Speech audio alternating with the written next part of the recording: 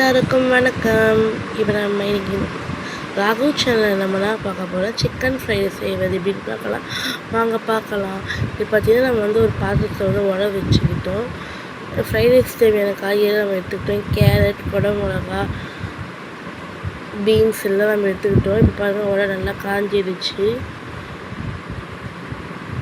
அரிசி பார்த்திங்கன்னா நான் அரை ஹவருக்கு முன்னாடியே நல்லா ஊற வச்சு எடுத்துக்கிட்டேன். இப்போ பாருங்கள், இப்போ நம்ம உலக கொதிச்சது பிறகு நம்ம அரிசி போட்டுக்கலாம். நான் அரிசி போட்டுட்டேன்.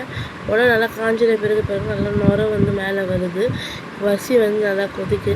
அரிசி பார்த்திங்கன்னா ஒரு 80% வெந்தால் போதும். பாயில் ஆனால் இது பார்த்திங்கன்னா ராகு சேனலில் பார்த்தீங்கன்னா இதான் முதல் வீடியோ, லாங் வீடியோ. இந்த வீடியோ எப்படி இருக்குன்னு சொல்லிட்டு எல்லோரும் கமெண்ட் பண்ணுங்கள். ஒரு ஸ்பூன் எண்ணெய் ஊற்றிக்கலாம். அப்போ தான் அரிசி ஒன்றோடு ஒன்று ஒட்டாமல் இருக்கும். சிக்கன் பார்த்திங்கன்னா போன சிக்கன் எடுத்துருக்கோம். இது பார்த்திங்கன்னா இஞ்சி பூண்டு விழுது, தனி மிளகாத்தூள், கார்ன்ஃப்ளவர் மாவு, சிக்கன் 65 மசாலா இதெல்லாம் நல்லா பரட்டி எடுத்துக்கலாம். இதில் பார்த்திங்கன்னா நம்ம லெமன் சேர்க்கலாம். நமக்கு லெமன் இன்றைக்கி இல்லை, நம்ம லெமன் சேர்க்கலை.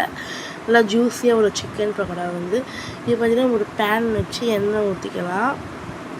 நல்லா இரும்பு சட்டியாக எடுத்திங்கன்னா ஒன்றோடு ஒன்று நல்லா ஒட்டாமல் நல்லா கிறிஸ்பியாக வரும்.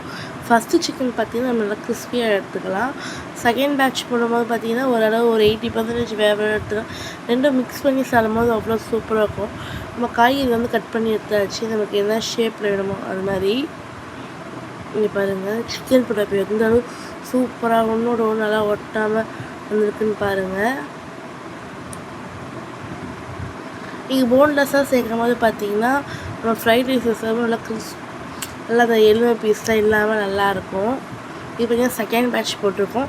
செகண்ட் பேட்ச் பார்த்திங்கன்னா நம்ம 80% நல்லா வேக வச்சு எடுத்துப்போம். நம்ம சிக்கன் போட பொரிச்சோம்ல அதே பேனில் தான் நம்ம எண்ணெய் ஊற்றி வெங்காயம் போட்டு எடுத்துக்கலாம்.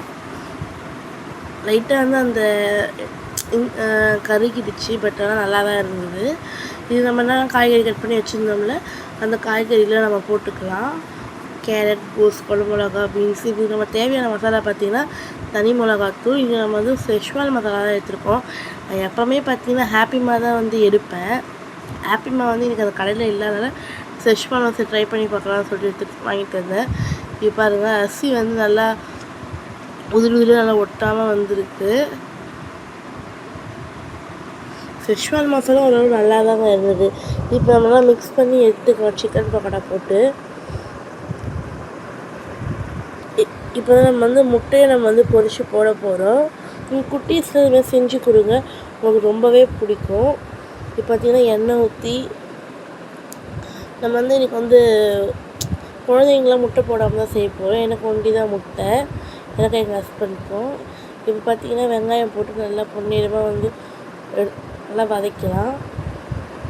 இதுமாரி நல்லா சால்ட்டு கொஞ்சம் போட்டுக்கலாம். நான் ஃப்ரைட் ரைஸ் சால்ட் ஏன்னா சிக்கன்லேயே போட்டிருக்கோம், கொஞ்சம் வெஜிடேபிளையும் நம்ம போட்டிருக்கோம். ஆனால் ரைஸ்க்கு தேவையான அளவு தான் நான் போட்டிருக்கேன். இப்போ நல்லா முட்டை உடச்சி ஊற்றி பெப்பர் போட்டு நல்லா மிக்ஸ் பண்ணி எடுத்துக்கலாம். இப்போ நம்ம சிக்கன் கூட போட்டு நல்லா மிக்ஸ் பண்ணி எடுத்துக்கலாம் கலரி.